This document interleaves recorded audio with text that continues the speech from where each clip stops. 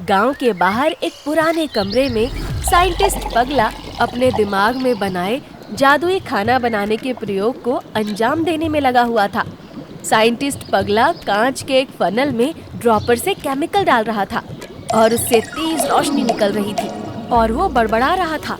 अयो जी वाह, ये गया ग्लूकोज 2 ड्रॉप, फिर गया फ्रुक्टोज 1 ड्रॉप, फिर ग्लूटीन पगला खुश हुआ। अब इसमें मिलाना है आर्टिफिशियल फूड टेस्ट बायोकोड, फिर बन जाएगा मैजिकल फूड, यानी साइंटिस्ट पगला का जादुई खाना, साइंटिस्ट पगला का नया आविष्कार पगला खुश हुआ। आज से कुछ दिनों पहले सुबह का वक्त गांव के खेतों के किनारे 2 टेबल कुर्सी लगी हैं। एक पर गांव का सरपंच बैठा हुआ फोन चला रहा है, दूसरी कुर्सी पर उसका आदमी टकला प्रसाद बैठा है, जो एक रजिस्टर पर गांव वालों से बारी बारी से अंगूठा लगवा रहा है। गांव के लोग अंगूठा लगाते हैं और पास रखा फावड़ा और टोकरा उठाकर खेतों में काम करने चले जाते हैं। कर्मापुर गांव में सुहानी सुबह हो चुकी थी। गांव के किसान अपनी खेती बाड़ी का काम शुरू करने के लिए सरपंच चतुरचंद के रजिस्टर में अंगूठा लगा रहे थे। मगर ये अंगूठा आखिर किस लिए लगा रहे थे? अरे टकला प्रसाद, जरा ध्यान से देख और ठीक से अंगूठा लगवा, सबसे गारंटी के साथ, कोई छूटे ना। हाँ, अरे आओ आओ, बिना धक्का मुक्की किए अंगूठा लगाओ और जल्दी जल्दी फावड़ा और टोकरा उठाकर तुरंत खेत में चले जाओ। हाँ। किसान अपने ही खेतों में मजदूरी करने के लिए आते और जाते वक्त अपनी हाजिरी लगवाते थे। ये चतुरचंद का एडवांस सिस्टम था ताकि कोई किसान छुट्टी ना मार पाए। सभी बारी बारी से अंगूठा लगा रहे थे कि तभी एक किसान अपनी जेब से पैसे निकालकर चतुरचंद को देते हुए बोला, सरपंच जी, ये लो अपने 50,000 गिन लो, जो मैंने अपनी बेटी रन्नो की शादी के लिए आपसे उधार लिए थे, वो आज लौटा रहा हूँ। अब मुझे मेरे जमीन के कागज लौटा दो। हाँ, क्यों नहीं लल्लन। अब टकला प्रसाद, इससे पैसे ले लो, बाकी अपना हिसाब किताब अच्छे से इसे दिखा दो। अरे गांव वालों की भलाई करना ही तो मेरा परम कर्तव्य है, गारंटी के साथ। सभी किसान हैरानी से चतुरचंद की तरफ देखने लगते हैं, क्योंकि चतुरचंद के पास जिसने भी अपनी जमीन के कागज गिरवी रखे थे, वो उसके कर्ज से कभी मुक्त नहीं हो पाया। तो फिर आज ये चमत्कार कैसे हो गया? फिर चतुरचंद ने अपने पर्सनल असिस्टेंट टकला प्रसाद से कहा, अरे ओ टकले, खाता खोल, निकाल जरा पुराना हिसाब किताब अपने लल्लन जी का, गारंटी के साथ। अभी लो सरकार, ल से लल्लन, ल से लल्लन। इतना बोलते हुए टकला प्रसाद ने टेबल के नीचे से एक पुराना गट्ठर निकाला और कुछ देर खोजने के बाद उसमें से एक पुराना कागज निकालते हुए बोला, हाँ, ये रहा, लो सरकार। कल्लन के स्वर्गवासी पिताश्री लल्लन और उनके भी स्वर्गवासी पिताश्री मल्लन का हिसाब हाजिर है। चतुरचंद उस कागज को लेकर पढ़ते हुए बोला, ओह कल्लन भाई, आपने पिताश्री के पिताश्री मल्लन काका ने हमारे पिताश्री के पिताश्री से 50 रुपए का उधार बिना लौटाए निकल लिए, तो इसका हिसाब कितना हुआ जरा जोड़ के बता तो टकले, गारंटी के साथ। गांव वाले इस तमाशे को देख ही रहे थे कि टकला प्रसाद ने हिसाब लगाते हुए कहा,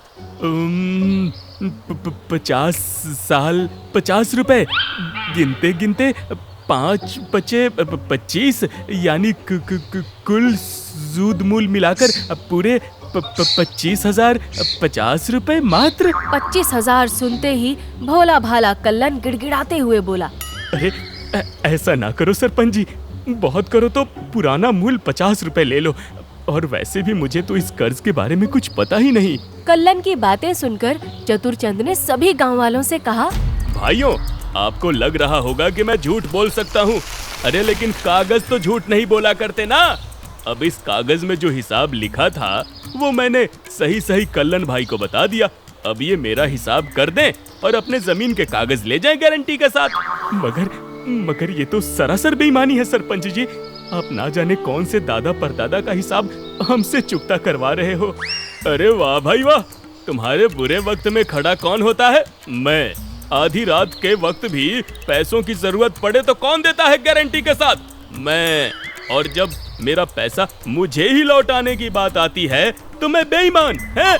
अरे ये कहाँ का इंसाफ है भाइयों? मैं साफ साफ आप सभी से कह देता हूँ गारंटी के साथ, मेरा हिसाब किताब चुकता कर दीजिए और अपने जमीन के कागज ले जाइए। मेरे पास भी कोई पैसों का पेड़ नहीं, मेहनत की कमाई कमाता हूँ। जो थोड़ा बहुत आप लोगों से अनाज पाता हूँ उसी से अपना गुजारा करता हूँ गारंटी के साथ। चतुरचंद बात तो सही कह रहा था। गांव वालों को उनके बुरे वक्त में पैसे वही देता था, पर ये बात की बात थी कि वो घुमा फिरा के ब्याज पर ब्याज जोड़ता था। इसलिए गांव वाले सालों तक उसके कर्ज से उबर नहीं पाते थे और अपनी ही जमीन पर मजदूरी करने को मजबूर रहते थे। देखते ही देखते दोपहर हो गई थी। गांव वाले अपना दोपहर का खाना पेड़ों के नीचे बैठकर खा रहे थे। उधर चतुरचंद भी अपने घर से आई हुई बिरयानी का डब्बा खोलकर मजे से खाते हुए टकला प्रसाद से बोला, वाह, मेरी बीवी के हाथ की बनाई बिरयानी का जवाब नहीं। वैसे तू क्या लाया है टकले आज खाने में गारंटी के साथ? सरकार, आज मेरी बीवी का उपवास था तो उसने सुबह कुछ भी नहीं बनाया। बिरयानी की महक से टकला प्रसाद का मन ललचा उठा था। वो मन में सोच रहा था कि चतुरचंद उसे भी बिरयानी खिलाएगा, मगर चतुरचंद एक नंबर का मक्खी चूस इंसान था। उसने टकला प्रसाद से कहा, ओहो, ये तो बहुत बुरा हुआ भाई। तू एक काम कर, आज खाने के लिए घर चला जा, क्योंकि वैसे भी अगर मैं तुझे अपनी बिरयानी खिला भी दूं तो इतने से तेरा क्या ही होगा, है कि नहीं? हाँ? और बिरयानी भी अब इतनी कुछ खास नहीं लग रही, ठंडी हो गई। तू जा, अब घर जाके खा के आ जा गारंटी के साथ। टकला प्रसाद को ना चाहते हुए भी चतुरचंद की हाँ में हाँ मिलानी पड़ी। फिर उसने अपनी बाइक उठाई और घर खाना खाने निकल गया। पीछे से चतुरचंद ने हंसते हुए कहा, इस टक्कल खोपड़ी को लगा कि ये दिमाग लगाकर मेरी बिरयानी पर हाथ साफ कर लेगा। अरे मैं अपनी बिरयानी के इलायची के छिलके भी ना दूं किसी को मुफ्त में, हैं? अब खाऊंगा आराम से गारंटी के साथ। उधर रास्ते में जाता हुआ टकला प्रसाद भी मन ही मन बड़बड़ा रहा था। देख लूंगा उस उल्लूचंद मक्खी चूस को। सारी मेहनत मुझसे करवाता है और खुद मुफ्त की मलाई खाता है, कसम चोरी के पेट्रोल की। वक्त आने पर ऐसा गेम पलटूंगा कि चतुरचंद मूर्खचंद बन जाएगा। हाँ। गुस्से में लाल टकला प्रसाद जब घर पहुंचा तो उसने देखा कि उसकी बीवी बीच आंगन में सिर पकड़कर बैठी है। टकला प्रसाद ने उससे पूछा, अरे ये सिर पकड़ के बीच आंगन में क्यों बैठी है? आज खाना पानी देने का मूड नहीं है क्या? हाय, मैं तो मर गई।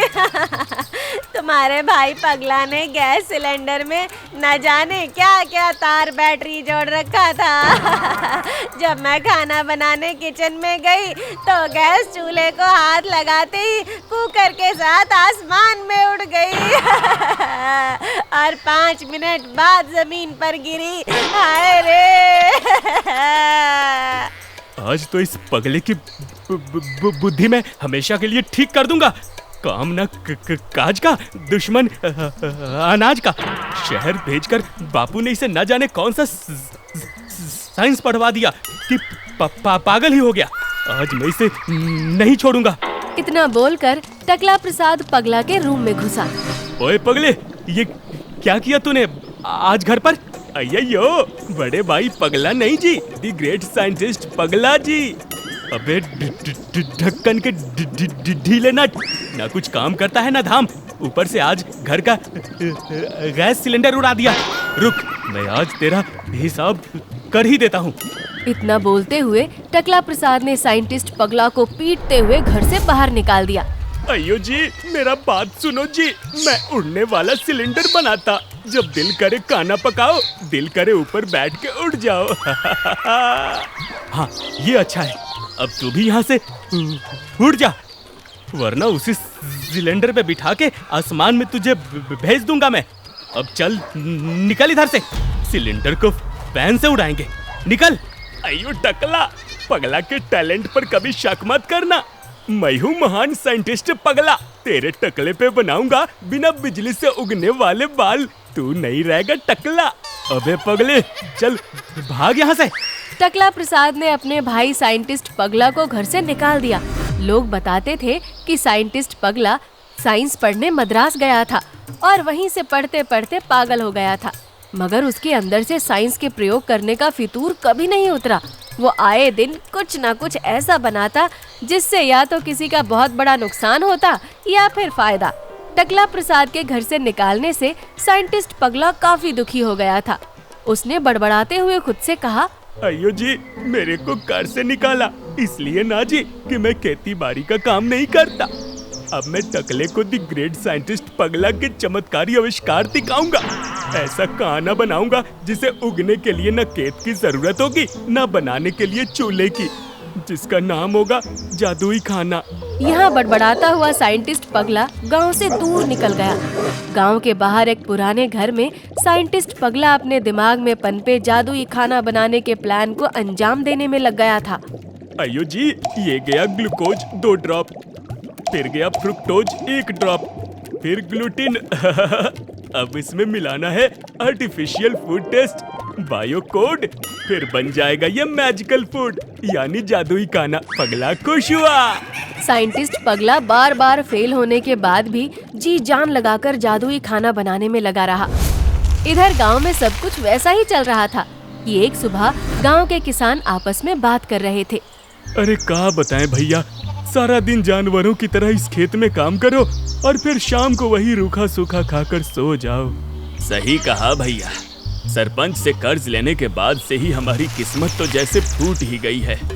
सभी आपस में बातें कर ही रहे थे कि तभी उन्हें साइंटिस्ट पगला का हाईटेक ठेला गांव की तरफ आता हुआ दिखाई दिया, जिसके ऊपर लिखा था जादुई खाना। साइंटिस्ट पगला अपना ठेला लेकर चलता हुआ जोर जोर से आवाज भी दे रहा था, अयो जी, आओ आओ जी आओ, 56 टाइप के फूड हमारे ठेले पे खाओ।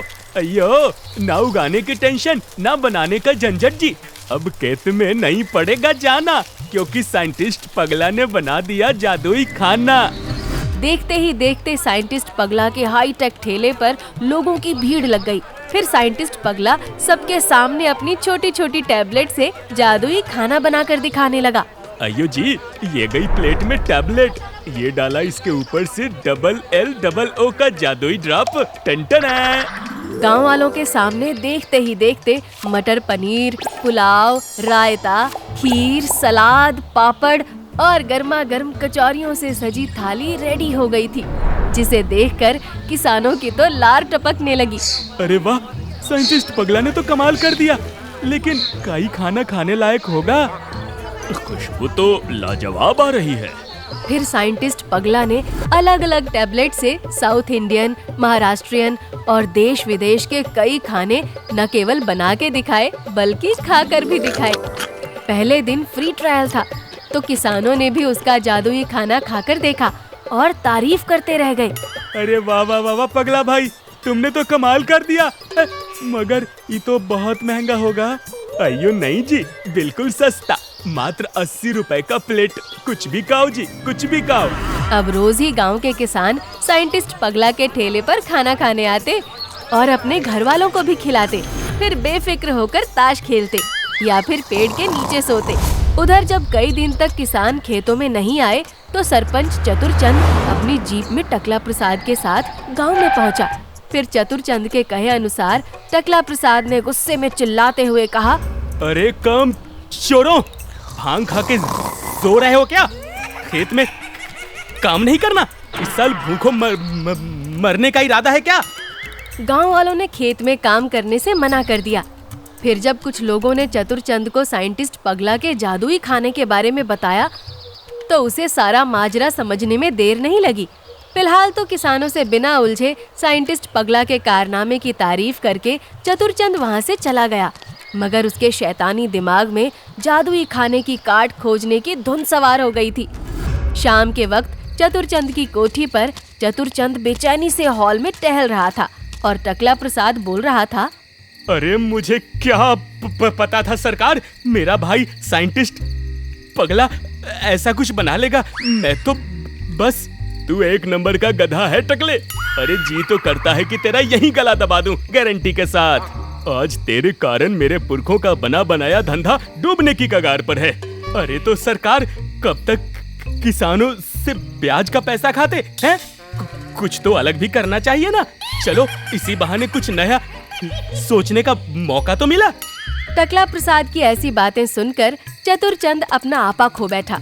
उसने अपनी छड़ी उठाई और टकला प्रसाद को पीटते हुए कहा, हरामखोर, जिंदगी भर तूने जिन पुरखों का नमक खाया, आज उन्हीं के कामों की बुराई कर रहा है। भाग जा यहाँ से और दोबारा अपनी शक्ल मत दिखाना गारंटी के साथ। चतुरचंद से अपमानित होकर टकला प्रसाद वहाँ से भागा और अपने भाई साइंटिस्ट पगला के पास पहुँचा। फिर शुरुआत में जो भी गलती उसने की थी उसके लिए उसने अपने भाई से माफी मांगी और उसके साथ ही उसके धंधे में जुड़ गया। अब बाकी चीजें टकला प्रसाद संभालने लगा और जादुई खाने की टैबलेट साइंटिस्ट पगला बनाता रहा। साइंटिस्ट पगला ने गांव में ही अब बड़ी सी लेबोरेटरी बना ली थी और उधर देखते ही देखते और भी लोग आने लगे थे जादुई खाने की स्टॉल पर। मगर नई लेबोरेटरी बनने के बाद से ही कुछ तो ऐसी बात थी जो टकला प्रसाद को परेशान कर रही थी। इधर सब कुछ सही ही चल रहा था। एक रात एक रहस्यमयी इंसान आधी रात के वक्त शॉल ओढ़े साइंटिस्ट पगला की लेबोरेटरी में घुसा और पेट्रोल डालकर आग लगाने लगा। मगर वहाँ कोई और भी था जो छिपकर उसकी वीडियो बना रहा था। अगले दिन साइंटिस्ट पगला की लेबोरेटरी पर हंगामा मचा हुआ था। अयो अब्बा, ये सब क्या हुआ जी? मैं बर्बाद हो गया। जो होना था सो हो गया पगले, लेकिन ये जिसने भी किया मैं उसे छोड़ूंगा नहीं। साइंटिस्ट पगला को पूरा शक था कि हो ना हो ये काम चतुरचंद या फिर खबरीलाल का हो सकता है, क्योंकि खबरीलाल के शहर से वापस आने के दूसरे ही दिन ये घटना हुई थी। मगर उसके पास कोई सबूत नहीं था। उधर टकला प्रसाद ने किसी को फोन लगाया और सारी बात उसे समझाने के बाद अंत में बोला, तुम सारा माजरा समझ गई ना? मुझे तुम्हारी मदद चाहिए। उधर का जवाब सुनने के बाद टकला प्रसाद ने फोन काट दिया। अगली सुबह काफी दिनों बाद शहर में आया हुआ खबरीलाल गांव में घूमने निकला था। तभी उसे रास्ते में एक खूबसूरत लड़की दिखी, जिसे देखकर उसने कहा, अब एक तो सुनो, अब तुमको एक गांव में पहली बार देखा। अब बोलो तो तुम्हें के? मेरा नाम बर्फ रानी है और मैं मिस्टर खबरीलाल का इंटरव्यू करने इस गांव में आई हूँ। सुना है दुनिया जहान की खबर रहती है उनके पास। क्या आप मुझे उनका घर बता सकते हैं? अरे बाप रे। अरे वो भोला मानुष तुम्हारे सामने खड़ा है। ये देखो ई। अरे वाह, आप ही हैं महान खबरीलाल। अच्छा देर ना करिए, अब चलिए ना फटाफट। अरे बाप रे, पर चलना किधर है? अरे आपका इंटरव्यू करना है, बताया तो। बस गांव घूमते घूमते मैं आपका इंटरव्यू ले लूंगी। भालो भालो। मस्त आइडिया है, तो फिर चलो। उधर साइंटिस्ट पगला और टकला मिलकर फिर से जादुई खाने की टैबलेट बनाने की कोशिश कर रहे थे। अरे सोच पगले, सोच। तूने ही वो फॉर्मूला बनाया था, कुछ तो याद होगा। अयो अन्ना, हमको कुछ भी याद नहीं जी।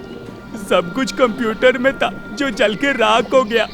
अब जादुई खाना बनाना पॉसिबल नहीं जी।